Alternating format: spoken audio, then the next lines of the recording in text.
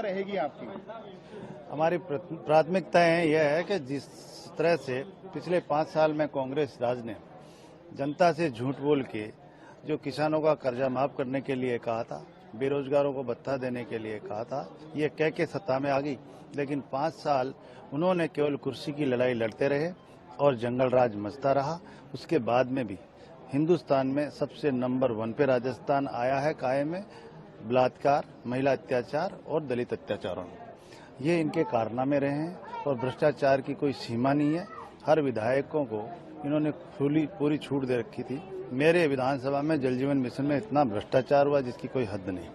मैं मानता हूं कि उनके जितने जो कारनामे किए हैं, हम जितना उन्होंने इस राजस्थान को पीछे धकेला है, उसको हम हर वर्ग को साथ लेकर हर समाज में और दलित वर्ग को, महिलाओं को, उन पे हम विशेष तौर से काम करेंगे। दलित अत्याचार काफी बड़ा है, आंकड़े भी बताते हैं पिछले 5 साल में।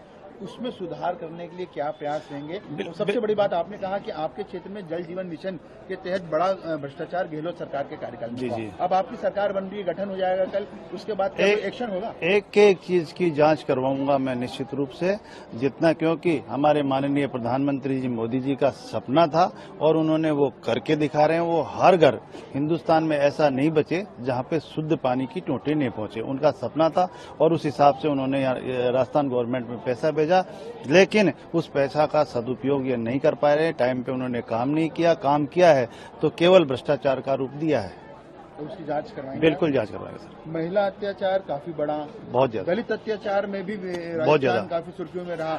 ये चीजें अब कम हो। मैं क्योंकि जो दलित अत्याचार, मैं एससी मोर्चे का राष्ट्रीय कार्यकारिणी का सदस्य था, मैं हर स्टेट में घूमता था, लेकिन जो राजस्थान में ज्यादा हुआ है और इसके खिलाफ हमने कई बार आंदोलन भी किया। लेकिन अब हम ये सरकार आ गई, निश्चित रूप से जो लॉ एंड ऑर्डर रहेगा ये मजबूत रहेगा। भारतीय जनता पार्टी जो करती है वो कहती है, जो करती है, और जो नहीं कहती है वो भी करके दिखाती है। बेरवा साहब, चूंकि आपको उप मुख्यमंत्री बनाया गया है, भजन लाल जी को मुख्यमंत्री बनाया गया, दिया कुमारी जी को उप मुख्यमंत्री बनाया गया, क्या आपने सोचा था पार्टी में एक छोटे से कार्यकर्ता को इतनी बड़ी जगह? ये भारतीय जनता पार्टी ऐसा कर सकती है और कोई पार्टियां नहीं कर सकती है।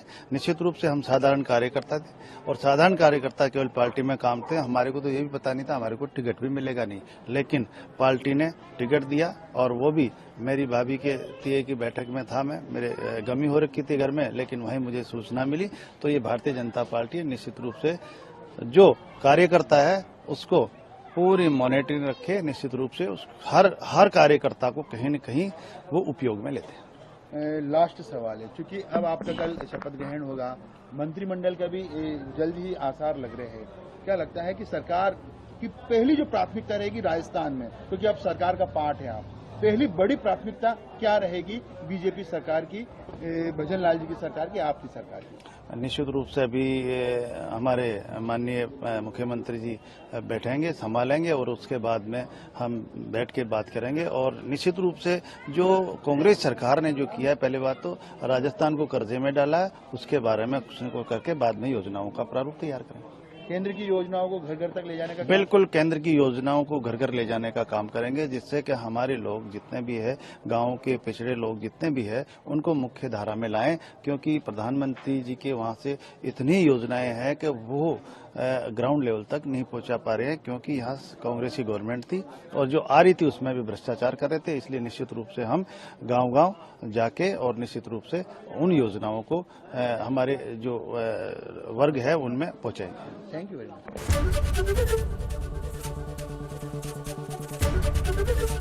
एबीपी गंगा, खबर आपकी, जुबान आपकी।